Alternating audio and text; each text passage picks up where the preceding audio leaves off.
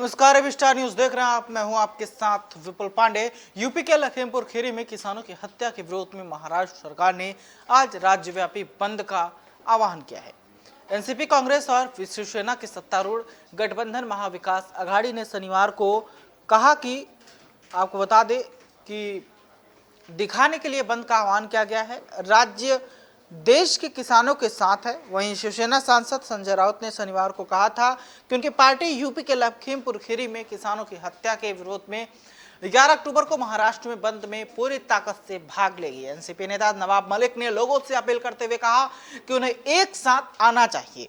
हमें अपना काम एक दिन के लिए बंद रखना चाहिए। दुकानदार खुद ही दुकानें बंद रखें। तीनों दलों के कार्यकर्ता दुकानों, प्रतिष्ठानों और लोगों से किसानों के लिए समर्थन दिखाने का अनुरोध करेंगे। वहीं व्यापारी संघों ने महाराष्ट्र बंद में भाग लेकर सोमवार को पूरे कृषि उपज मंडी समिति को बंद रखने का फैसला किया है। Chhatrapati Shivaji market yard traders association ने घोषणा की है कि सोमवार को सभी फल, सब्जी, प्याज, आलू बाजार बंद रहेंगे। व्यापारी संघ ने भी सभी सदस्यों को से सोमवार को अपना व्यापार बंद रखने की अपील की है। उन्होंने किसानों से अपील की है कि वे सोमवार को अपनी कृषि उपज मंडी में न लाएं।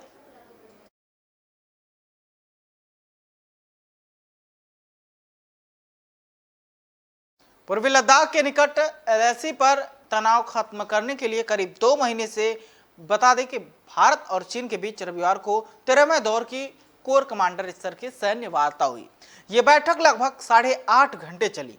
मिली जानकारी के मुताबिक इस बैठक में जब भारत की ओर से जैसे ही चीन को पीछे हटने के लिए कहा गया तो चीन इस पर भड़क गया और भारत के खिलाफ जहर उगलने लगा।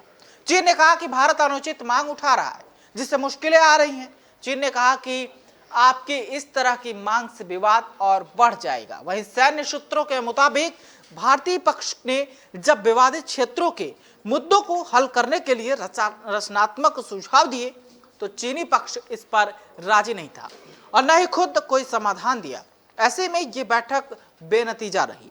चीनी सेना ने बयान जारी करते हुए कहा कि रविवार को 13वें दौर की कोर कमांडर स्तर की बैठक के दौरान भारत ने अनुचित और अवास्तविक मांगों पर जोर दिया, जिसके बाद बातचीत को आगे बढ़ाने में मुश्किलें आ रही हैं। चीन को उम्मीद है कि भारतीय पक्ष किसी भी तरह से स्थिति का गलत आकलन नहीं करेगा, सीमावर्ती क्षेत्रों में उत्पन्न विवाद को सुलझाने में हर संभव मदद करेगा, प्रासंगिक समझौतों का पालन करेगा और 2 देशों और 2 सेनाओं के बीच ईमानदारी के साथ काम करेगा। भारतीय सेना के प्रवक्ता ने बताया कि भारत चीन कोर कमांडरों की बैठक में चर्चा पूर्वी लद्दाख में एलएसी के बाद बाकी मुद्दों के समाधान पर केंद्रित थी।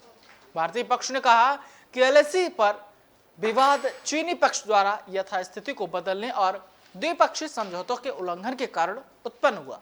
इसीलिए यह आवश्यक था कि चीनी पक्ष शेष क्षेत्रों में उचित कदम उठाए ताकि पश्चिमी क्षेत्रों में एलएसी के साथ शांति बहाली हो सके।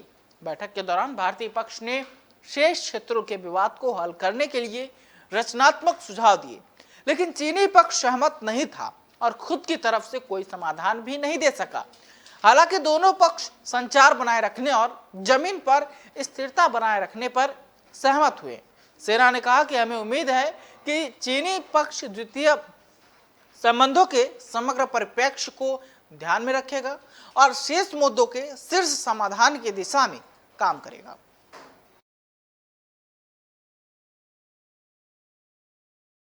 जम्मू कश्मीर के अनंतनाग में सुरक्षा बलों और आतंकियों के बीच रविवार देर रात शुरू हुई मुठभेड़ में एक दहशतगर्द मारा गया है। मारे गए आतंकी की अभी पहचान नहीं हो सकी है। इस ऑपरेशन में एक पुलिसकर्मी भी घायल हुआ है। कश्मीर जोन के पुलिस ने बताया कि अभियान जारी है। आपको बता दें कि खुफिया सूचना के आधार पर पुलिस आतंकियों के एक मददगार को पकड़ने गई थी।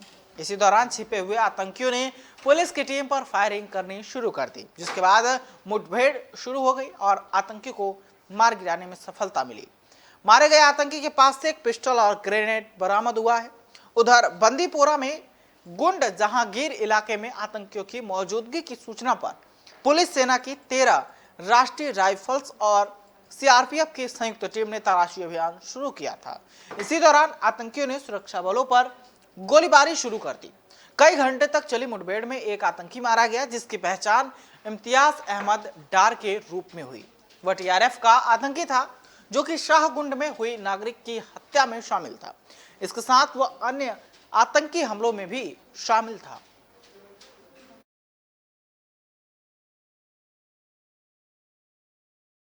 राष्ट्रीय स्वयंसेवक संघ के सरसंघचालक मोहन भागवत ने शादी के लिए हो रहे धर्म परिवर्तन पर चिंता जाहिर की है। उन्होंने कहा है कि शादी के लिए धर्म परिवर्तन कैसे होता है, हिंदू लड़के और लड़कियां दूसरे धर्म में कैसे बदल रहे हैं, छोटे छोटे स्वार्थों के लिए ऐसा हो रहा है। ऐसा करने वाले लड़के लड़कियां गलत कर रहे हैं। संघ प्रमुख मोहन भागवत ने कहा कि हम अपने बच्चों को तैयार नहीं करते, हमें उन्हें खुद पर और अपने धर्म पर गर्व करना सिखाने की जरूरत है। मोहन भागवत ने रविवार को परिवार प्रबोधन कार्यक्रम में कुटुंब के जरिए लिए 6 मंत्र दिए। उन्होंने भाषा, भोजन, भजन, भ्रमण, भूषा और भवन के जरिए अपनी जड़ों से जुड़े रहने का संदेश दिया। उन्होंने कहा कि जैसे यहाँ पर परिवार प्रबोधन हो रहा है, उसी तरह सप्ताह में सभी परिवार कुटुंब प्रबोधन करें। इसमें एक दिन परिवार के सभी लोग एक साथ भोजन ग्रहण करें, इसमें अपनी परंपराओं, रीति रिवाजों की जानकारी दें, फिर आपस में चर्चा करें और एक मत बनाएं और उस पर कार्य करें। अफगानिस्तान में तालिबानी शासन को लेकर अमेरिका ने एक बार फिर बड़ा बयान दिया है। अमेरिका ने कहा है कि अब तालिबान को उसके बयानों से नहीं बल्कि उसके कार्यों से आंका जाएगा।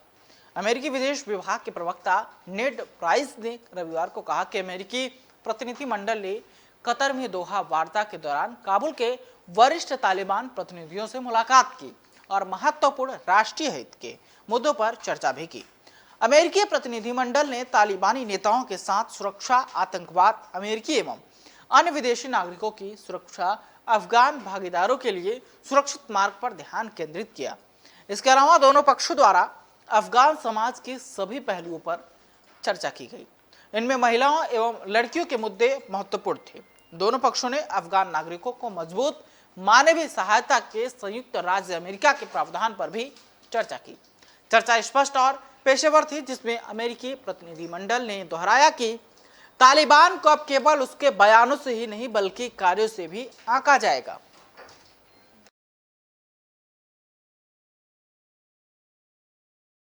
इस वक्त की खबरों में फिलहाल इतना ही। देश दुनिया की तमाम खबरों के लिए देखते रहिए एबी स्टार न्यूज, क्योंकि खबरों का सिलसिला लगातार जारी है।